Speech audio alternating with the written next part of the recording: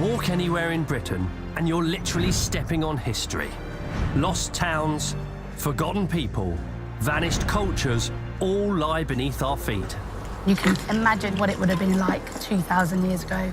But little by little, they're coming to the surface. It's the first time this has appeared in 260 years. Giving us a glimpse of how our ancestors once lived. Oh, goodness me. And helping us separate the myths and legends from historical facts. I can feel the power in my hand. I'm Alex Langland. I've always got time for a bit of digging. And I'm Raksha Dave. Oh, look at that! We're both archaeologists.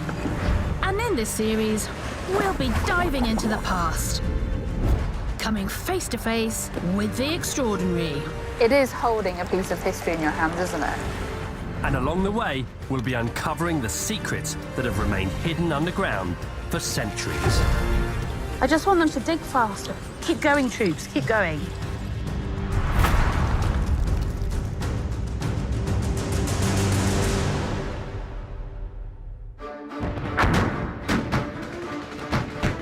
(1914) and the most devastating conflict the world had ever known.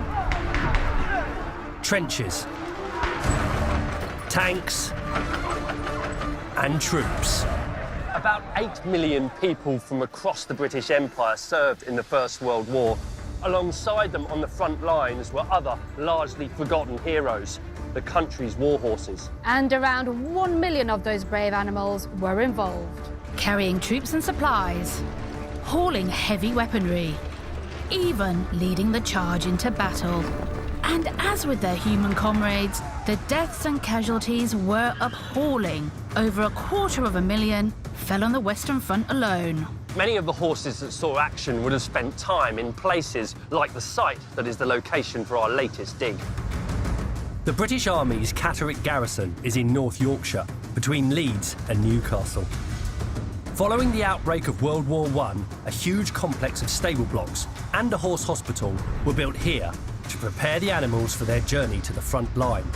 Over a century on, nearly all the buildings have been lost to the soil.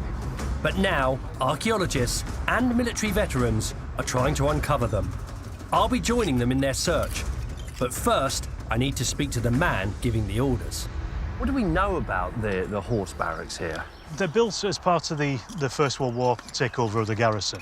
There's talk, or at least we've seen a reference to them, for something like enough stabling for 40,000 horses. But that... 40,000? Then we're dealing with quite a substantial complex here, aren't we? Oh, yeah, it's massive. This is a big old area, all covered with stable blocks, yards, all That's to right. do with... All the tack houses, everything that they're using to basically just to keep these horses trained and looked after.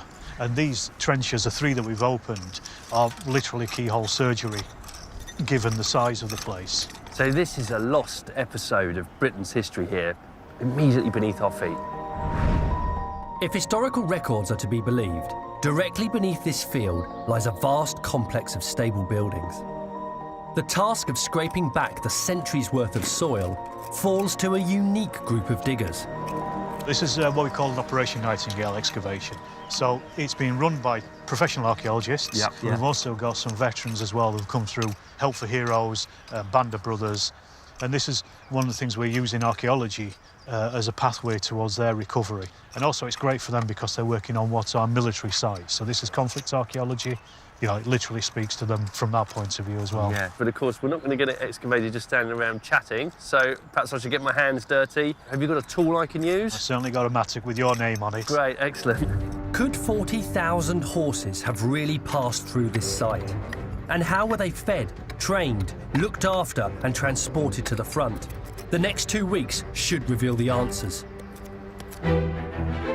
Although we no longer use horses in battle, they're still very much a part of the British military. Today, there are 13 cavalry regiments in the army, and none more prestigious than the monarch's own troop, the Household Cavalry.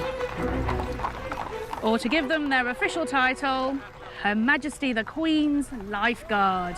The cavalry's troops and horses have been performing daily ceremonial duties for centuries. Their traditional, flamboyant uniforms have always caught the eye.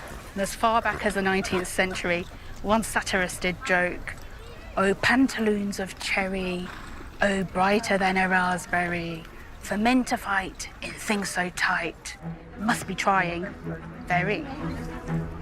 But appearances can be deceiving. These riders and their equine ancestors have always been the ultimate fighting machines. In August 1914, the first British shot in World War I was fired by a cavalry corporal. But their distinguished record stretches back much further.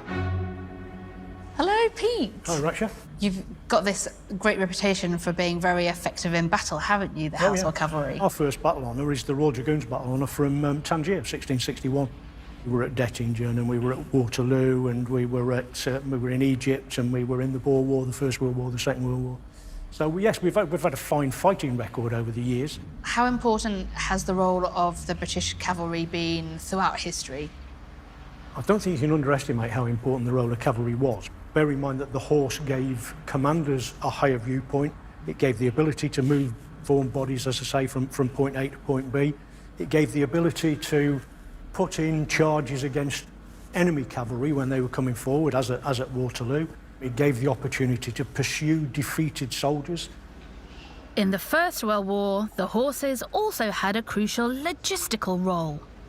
You've got to look at the moving things behind the lines as well. Got a 400-mile front from the North Sea to Switzerland, which is trenches and barbed wire and machine guns, etc. But behind the lines, on both sides, there's a huge infrastructure. Huge, enormous infrastructure where they're moving everything. Mail, rations, and virtually everything was horse-drawn. Over the course of the war, up to 1,000 horses were shipped to Europe every day. The army literally moved on horseback, and fighting the enemy simply wouldn't have been possible without them. It was from our site at Catterick that many of those horses began their journey to the front line. Although today, the clues to their presence are firmly below ground.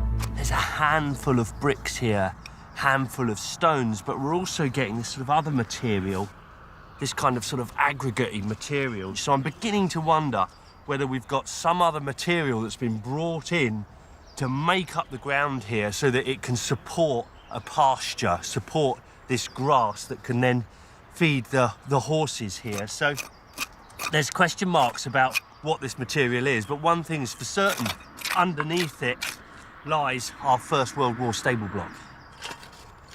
It's still early days in the dig, and there's a lot of rubble to get through, but some evidence of military activity is starting to surface. Evidence that's instantly recognisable to this veteran serviceman. Steph found this, Right. and she handed it to me, and there was some writing on it. And do you know what that stands for? Well, I can see Institute. Institute. That's the Navy, Army and Air Force Institute, or NAFI. The NAFI. Anybody who's in the military would know what the NAFI is. Right. It's basically a canteen where you would go and have your chip butties or your egg butties and your tea and what Yeah. have you. And that, I suspect, possibly, because of the shape of it, I think that's actually the edge of a saucer. As the NAFI wasn't formed till the 1920s, this broken crockery wasn't trampled on by World War I horses. More likely, it was dropped during the stable's demolition. Still, it's a start, and an unexpected memento for the veteran diggers. So does that bring back some memories for you then, seeing does, that? yeah. Certainly does. Yep.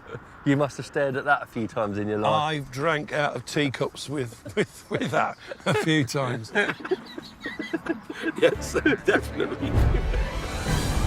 Next, the ground does begin to give up its equine treasures. So we've got a leather strap Right, oh, excellent. with a copper alloy buckle.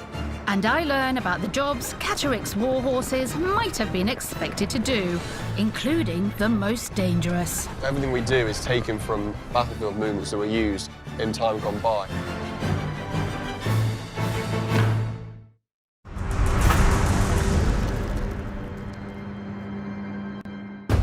Catterick Garrison in North Yorkshire. It's the biggest British Army base in the world, housing 13,000 soldiers. But 100 years ago, their military predecessors had company. Alongside them were an army of war horses being prepared for frontline action. Today, archaeologists and military veterans are searching for lost evidence of the World War I stables that lie beneath this field. And they're making progress.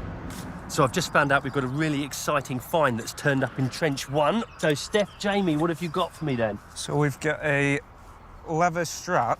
Right, oh, excellent. With a copper alloy buckle. Right. That is lovely. Can I have a hold of that? Yeah, go ahead. So this is almost certainly to do with saddlery, harness. Yeah, we're thinking so, yeah. So what's great here is we're getting material, we think, from the active life of the stables here. Yeah. Most probably. Yeah. Our first victory, getting us closer to just one of the horses stationed here before its journey to the battlefield. But, as records show, there were thousands of them. So how did the army accommodate them all? I've actually got the plan here of the stables as they were built. Right. You can see on here what we've got is the upstanding structure behind us. Over there, Yeah, which is used by the Saddle Club. Right. We've also got here this barn building. Right, which is that. That's a barn over there. That's the one, the barn okay, there. so that's that. Excellent. So we're sort of stood roughly down here in the dung heap. That's right. Very fitting. Indeed. And what you can see spreading out in front of us on this plan, you've got these lines of stables coming all the way along here, and these are stretching out way over into where the trees are. Yeah. And it gives you just that whole idea of how big the thing was and just what is happening here. What a huge operation it is. Yeah. The scale of these stables really is reflecting the scale of that war. Absolutely. Yeah. This is 1914. This is preparing for the biggest war in Britain's history. Absolutely. Yeah. When that war arrived in 1914, the British Army had just 25,000 horses at its disposal. Just as it needed more men, it needed more animals. In both cases, there was only one way to boost recruitment quickly: conscription. The Army Remount Department travel the country with documents like this. His Majesty having declared that a national emergency has arisen, the horses and vehicles enumerated below are to be impressed for the public service. Grief-stricken families wrote to the War Office asking for their beloved animals to be spared, but if the army found them fit for purpose, they were forced to surrender them. Animals used to pulling ploughs in the country or cabs in the city became war horses. Within a matter of weeks, 120,000 of them were called into service, but even that number was insufficient. Hundreds of thousands more were shipped in from the likes of North America, Canada and Australia, at risk from disease and enemy warships. Those who made it here were quickly put to work. Some were used to pull carts to carry heavy equipment, others had riders that were carrying messages to the front line, and some could be doing something like this.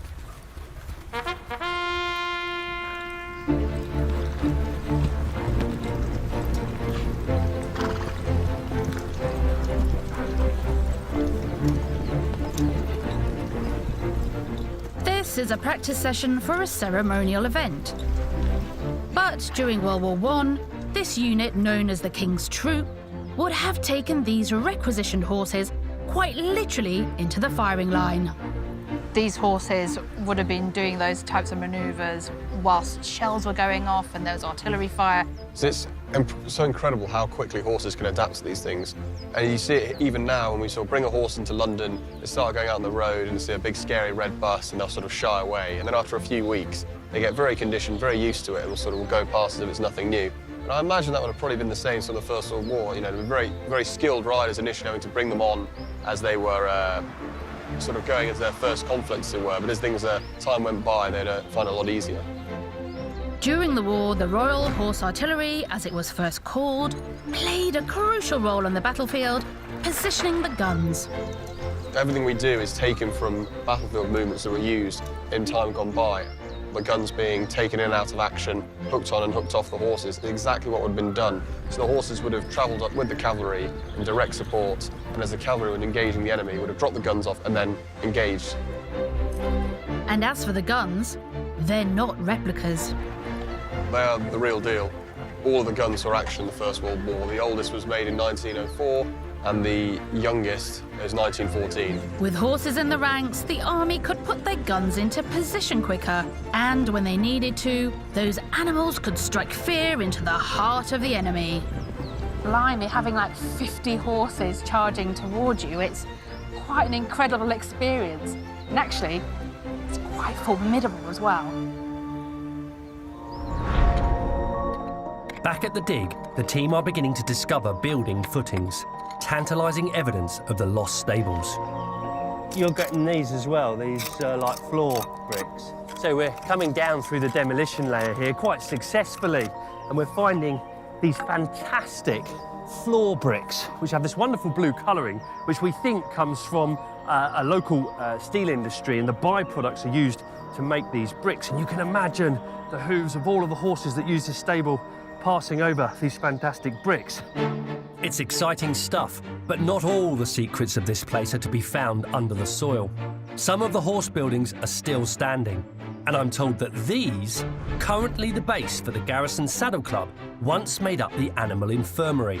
Well, I've done my bit of digging, so now it's time to turn detective.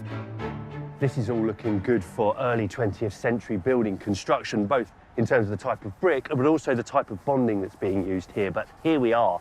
Ha! The word pharmacy. This is looking promising. Hello, Phil. Oh, Alex. Hi, good to see you. You well? Yeah, I'm good. How are you? Yeah, very good. Now, am I right in thinking that you've got an original set of buildings here? Yeah, I think we can think that. What we've got is this plaid, fantastic plaid. We'll get some kind of idea about how the horses are being treated here just by looking at the arrangement of buildings. Exactly, because this plan is pretty detailed and it's labelled, which depicts the use of some of the rooms. Useful. Great. OK, so where should we start? I think just over here would be a good start. There. That says colic and operation box. Colic, right. And what I understand from colic is it's a form of sort of gut ache and gut pain, isn't it? Yeah, that's right. Shall we go inside it? So this is all original, this, then? If a horse does fall over or falls to the ground with colic, it needs to get up quickly. And that the colic box will have sloping walls, which the horse can push against. Oh, yes, yeah. Can you see that? Very slightly sloping. It's almost smooth. It is, isn't it? From what is in effect a 100... I haven't seen 100 years of use. Right, so the slinging room and... Right, so what do we mean by slinging room, then? Horses who had a broken leg, say, and were recovering from that, they clearly can't put all their weight onto that. Right. So here, a sling would be put underneath the belly of the horse. Yeah. And that sling would go over the RSJ that we see in the roof over there. Right. And it would sort of hoist, would just take some weight. Yeah. You know, the load-bearing weight off the leg. In some senses, it's almost sort of one-on-one, purpose-built rooms for the everyday conditions that the horses would have confronted.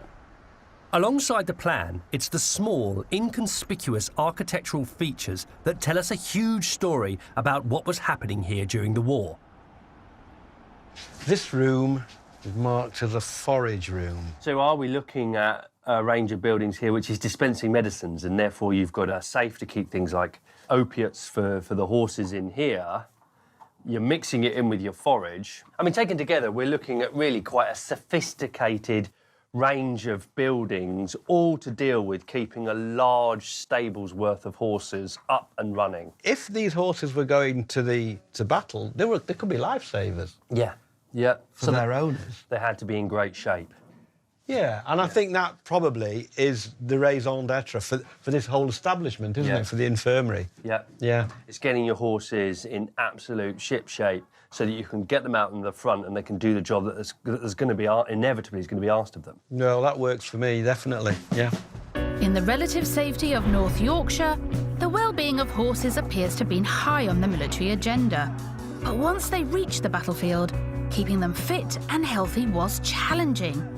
especially as many troops had never handled them before. Belinda, I'm looking forward to seeing all of this stuff. Fantastic.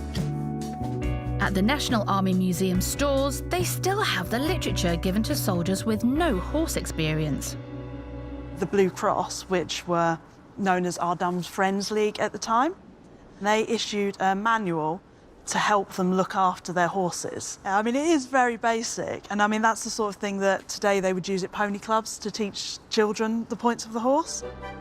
Manual in hand, troops were also given tools to look after their new four-legged comrades. This is a hoof pick, and it's designed for getting all the dirt and the mud and the stones out of your horse's hooves.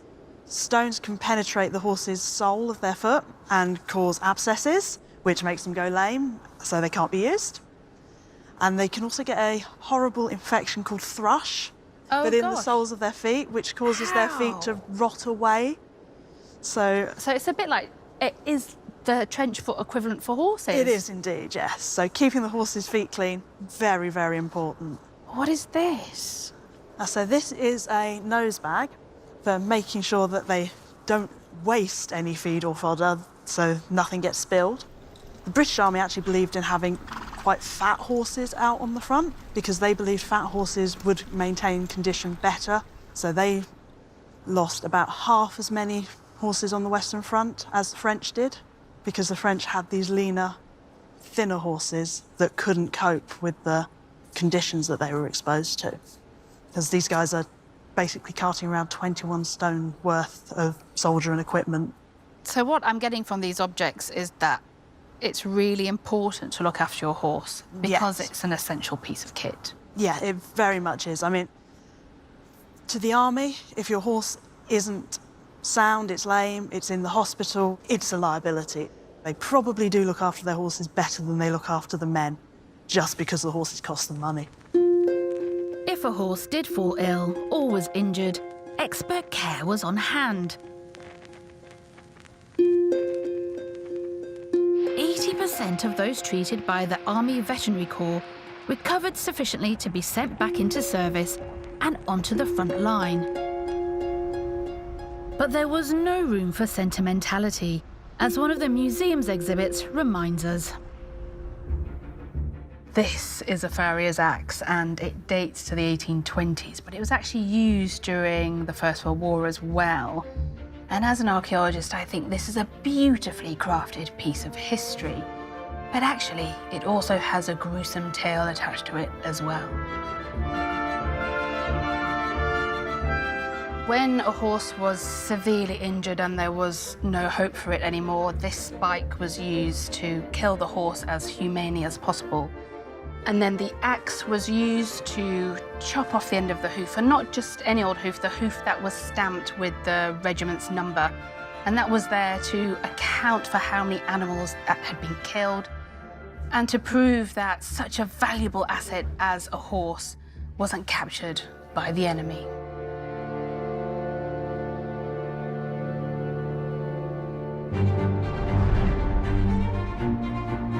Back at the excavation, and the team are working hard to uncover the elusive stable blocks. Elsewhere on the Catterick garrison, I'm continuing to find clues as to how the horses that came here were readied for battle. I've been struck by this building here. I think this is the barn where all the fodder and the forage would have been stored for feeding all of these horses. And there are a few telltale signs. First off, you've got this large iron rail which runs across the top of this huge doorway. This would have supported iron closing doors, but it's all been bricked up. There's some more evidence inside as well.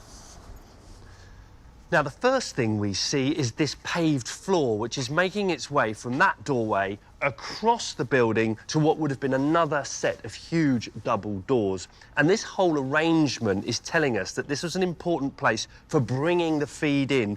Very heavily laden wagons pulled by horses would be bringing products from the local farms and from the fields here for storage and processing. And let's face it, an army famously marches on its stomach, and horses were no different. A horse requires 10 times more food than the average soldier. But, like their human companions, they were subject to rationing. Horses were given, on average, around 20 pounds of feed per day, and that's about a fifth less than what we would expect to feed a horse in the present day. But it's this kind of stuff. This is a modern feed here that we've got, but here you can see ground barley and ground oats. That's the kind of stuff that the horses were being fed, both here and on the Western Front. And it really does underscore the importance of the horse to the British war effort by the fact that more of this stuff was shipped out to the Western Front than was ammunition. Coming up, how the heroism of those horses captured the hearts of the nation, and how one is still remembered today.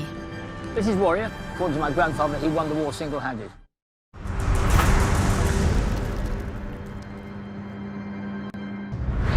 Catterick in North Yorkshire. Today, the British Army base here is home to 13,000 troops. But a century ago, it also housed thousands of military horses, all bound for the battlefields of World War I. The stables and training facilities that once filled these fields are long gone.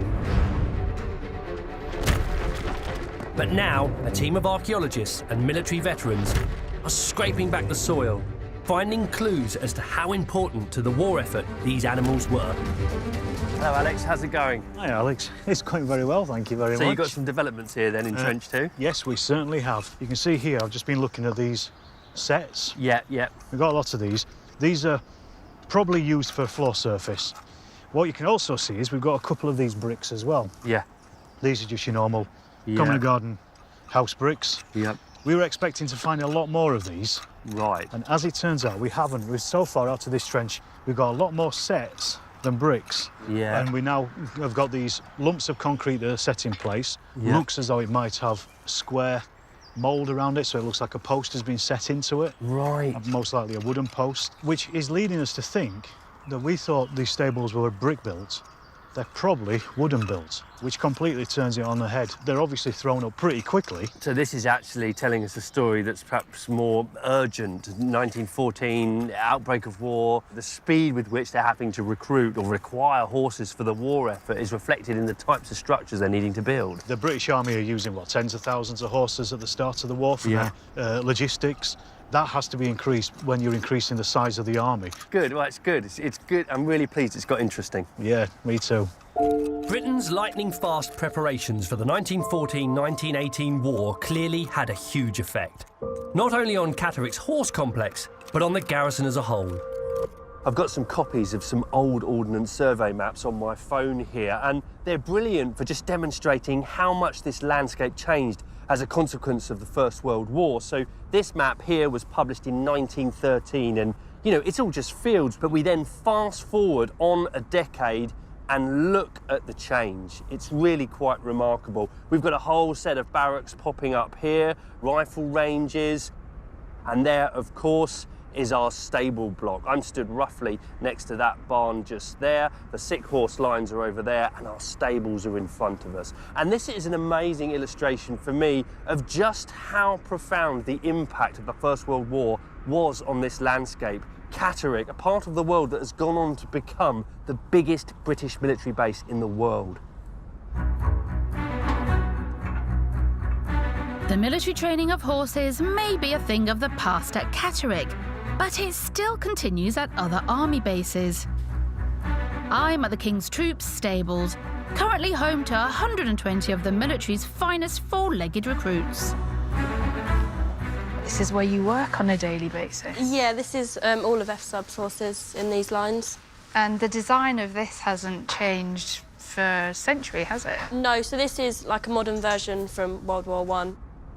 We come in at 7 o'clock, they all get mucked out, and then they all get ridden every day apart from a Sunday, which is their day off. How important is it for you to get that bond with the horses? Very important, as they look after you every single day. So we've got 2 remounts in at the minute that have been good as gold, letting you put the harness on, the sword, everything.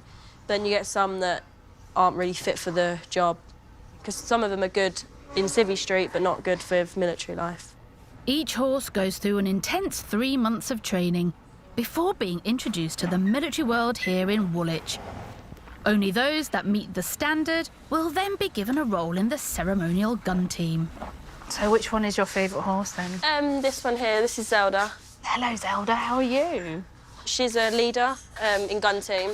just because she's a bit more bigger compared to some of the more chunky ones that will be and will, but they've all got different jobs. As well as preparing Zelda and the other horses for their duties, the team have to maintain the all-important tack room. This is all the harness, it will all get put together, and that's what goes on the horses when they're in gunting. You really have to look after it, don't you? Yeah, it gets cleaned after every use and polished, and it's not just to make it look nice, it's to check for safety as well, making sure stitching hasn't come out, because obviously that can be dangerous if it's broken, especially when you've got 6 horses pulling. Do you have so many people trying to polish all of this kit every day? But if you're in the middle of a battle, the upkeep of all of that kit is going to be immense. Yeah, I can imagine it'd be quite difficult, like living in a trench with all the mud and everything. That mud meant it could take up to 12 hours to clean the war horses and their harnesses. But it was an essential job, preventing the equipment injuring the animals as they hauled those massive 1.5-ton guns across the battlefield. Back at the dig, and the team have a cleaning task of their own to complete. Veterans Patches and Paula are polishing up some of the objects that have been unearthed so far. So this is the epicentre of the fines processing, is it? Yeah, this is where they let us loose cleaning it. What sort of things are you getting? Glass, lots of pottery, lots of tile, lots of metalwork. Right, yes, I can see there's some pretty big lumps of metalwork here. These things are feeling to me like they could be part of water troughs, cast iron water troughs. As we know, we've got feeding troughs in and around the stables. Yeah. And I just imagine at that time they would have been made from metal. I like that, that's nice. This thing here, what do you think about this thing? Well, there's a discussion of whether that would have held any of the tackle. Right. Bridles, tackle. Yeah. It's heavy enough so it'd take the weight of quite a lot. Well, I'm pretty sold on that, Paula, I have to say. I think that is something that you're going to be hanging bridles on, perhaps not collars, but reins and all the other tack. Well, yeah, it certainly makes sense. These finds give us an idea of what it might have been like in the stables. But for military veterans, a project like this has a really special significance. Actually learning about military history and thinking of what it would have been like to go to war back then, I don't know if I'd be able to have done it. No. You know, they did a lot for us. My granddad was, paternal granddad, he fought in the First World War. So he was in the Second Battle of the Somme and he was at Ypres. And you just think, did he ever see any of the horses that were in these stables? There's a possibility they've come from here.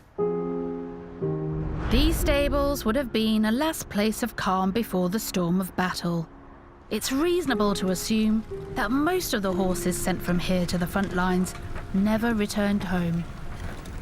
But one horse's story of survival and heroism became a wartime legend, one that captured the nation's imagination. His name was Warrior. When Warrior died in 1941, at the ripe old age of 33, he got a mention in the Evening Standard. The headline read, "The horse the Germans could not kill." To learn more about him, I've come to the Animals in War Memorial in London. Hello, Ross. Lovely to see you. Lovely to meet you. And this must be Warrior. This is Warrior. According to my grandfather, he won the war single-handed. And that is your grandfather sat on top of Warrior? He was called Jack Seeley. He was a very much over-the-top figure, but very brave. He wrote an account of his experience in the Great War. Yes, in 1934, he brought a book out which had a modest title of My Horse Warrior. And it's a sort of love letter to him. It was a huge success at the time. Unlike many horses sent into battle, Warrior was a trained charger, a thoroughbred, raised by Seeley to be the best of the best, a general's horse. Just 7 days after Britain declared war, he arrived in France to lead a cavalry brigade. What does your grandfather write in his book about the adversities that Warrior had to go through? They said there was always bullets around, rifle fire, which is always, you know, it can kill a horse anyway. Then the shells landing, you got that. And then you've got mud. And of course, pretty horrible, the smell of death. You know, there's dead horses everywhere. Grandpa was prepared to put himself and his horse in the front line. The horse has to put trust in the person in charge, and the rider has a responsibility to look after it. And what's inspiring about those two was they did have the trust. Even though he survived the war, Warrior's life constantly hung by a thread. Twice the stable he was in got bombed and collapsed. He was caught in a fire and he jumped out. The horse next to him got killed. And the mud and passion he sank into that and they managed to pull him out. Well, that's the thing, isn't it? Because Warrior is an exceptional horse, isn't he? He survived the Great War, but he offered so much inspiration to others on the battlefield. So the first time they had a shell land near him, the horse would stiffen, but he would then stand. Soldiers, they could see this horse standing, and it's a bigger target than they are, and it's standing still, so they're not going to cover. He was a very brave horse, and therefore a very inspirational horse, because courage is and bravery is a very simple thing, and a brave horse, is a very physical symbol of that. You know, big head, ears pricked, facing into danger. It's a great symbol. But I'm so thrilled now that the inspiration he was is now there for all to see. After surviving the war, Warrior enjoyed the peace and tranquility of the Isle of Wight until his death in 1941. But his bravery was never forgotten, and on the centenary of the Great War, he was finally rewarded with a Dickin Medal, the animal equivalent of the Victoria Cross. And here it is, resplendent in all of its glory. And it's also attached to this ribbon, which holds quite a lot of significance. It represents all of the armed forces. The green, which is the Royal Navy, this russet brown, which signifies the Army, and the sky blue, which is the Royal Air Force. I find this medal really touching. It makes me just think of all of those animals, just like Warrior, going through all of those struggles and strifes and the hardships of war. It's such a fitting tribute. Coming up, ground-penetrating radar reveals the full extent of Catterick's horse barracks. And I find out firsthand about the technology that finally brought the days of the war horse to an end. If a horse comes across something like this, there's really only going to be one winner.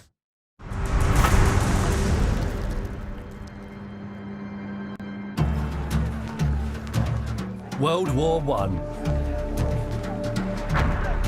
Alongside the millions of soldiers in the trenches were an army of war horses. In Catterick, North Yorkshire, an archaeological team are searching for the stables where many of those animals were kept before being sent into battle. Using the latest geophysical technology, they're mapping out what structural remains might lie buried at the site. But they're facing an enemy of their own, the weather. Hi, Peter, Liebren. Hi, Alex. You managed to get a chance to dry out a little bit, are you? Yes, we have. It's actually soaking out there. Any nice surprises coming up? We do have. We've been looking at another field down here, right, which we've only got a partial part of it on this plan. Yep. But what you can see is part of the riding school here, which would have been a gallery. Yeah. And what you see here is you can just see the outlines of it. And also further off the map, which we don't have a record of here, yeah, but you can start to see outlines of individual blocks here. Right, yes. And this is possibly another stable block, which is unknown. I mean, that's what sort of geophys is all about, finding something that we didn't know was there in the first place. So hopefully then afterwards somebody can go and dig and see, you know, if it's what we think it is. But this is an indication then that this stable complex, which we already think is really quite large, is in fact even bigger. It's much bigger than we anticipated, yes. Yeah. It's clear that the 40,000 horses who passed through here were an indispensable part of the British Army. So why was this massive complex demolished? Throughout the war, the number of horses sent to the front line increased dramatically. But so too did the casualties. For the army, the loss of so many war horses could have spelt disaster. But technology was on their side. Towards the end of the First World War, if you heard the orders, cavalry, charge, you might not just hear the clatter of hundreds of horse hooves. You might also be presented with something like this.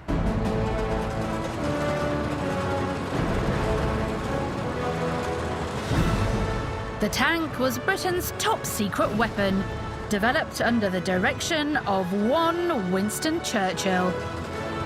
In September 1916, these iron monsters entered the battlefield for the first time. Quite an impressive beast, this. Tell me about her. Well, it's a replica of a Mark IV First World War tank. It's armoured with 12mm armour plate steel on the outside. It's got 5 Lewis machine guns. It's weighing in at 28 tonnes, but still only does 4 miles an hour. So is this the point where we see that transition of war becoming mechanised in a way? Yeah, totally. This is a seminal moment in history because for the past 2,500 years, humans have been using horses to try and act as the main military focus of manoeuvre and fighting.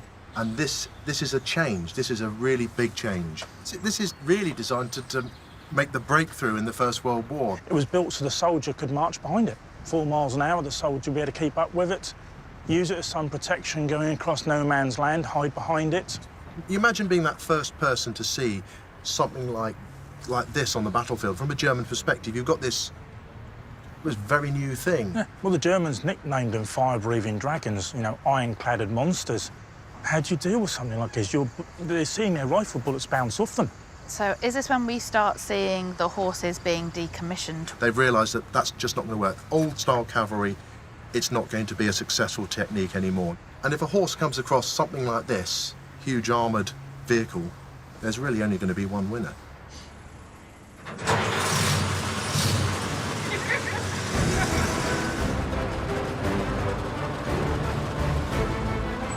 The arrival of the tank was a game changer. For the first 3 years of the war, the Western Front had been locked in a stalemate, with neither side gaining ground. But once the British employed tanks on a mass scale, they began to breach enemy lines like never before. The days of British war horses leading the charge were over. Although horses continued to fulfil a supply role, the army's demand for them reduced dramatically. As a result, the complex network of buildings here at Catterick could be demolished. Only now, a century on, are we getting clues to what it would have all looked like. Hello, Alex. How you doing, Alex? Good to see you again. Good. Well, look, apart from some horrendous weather, how have things developed in this trench? We've had some great results this week since you were last here.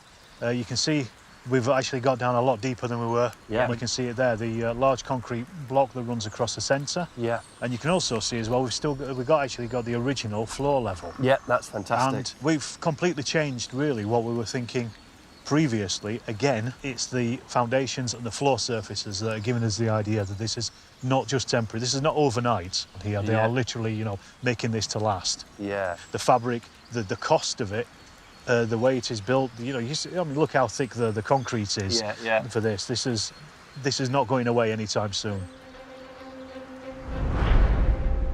Thanks to the hard work of Alex and the team, the dig has revealed tanks and troops.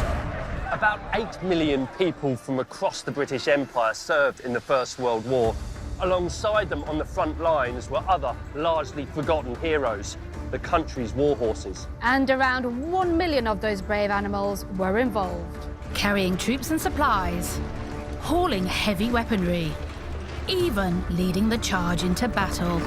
And as with their human comrades, the deaths and casualties were appalling. Over 250,000 fell on the Western Front alone. Many of the horses that saw action would have spent time in places like the site that is the location for our latest dig. The British Army's Catterick garrison is in North Yorkshire, between Leeds and Newcastle.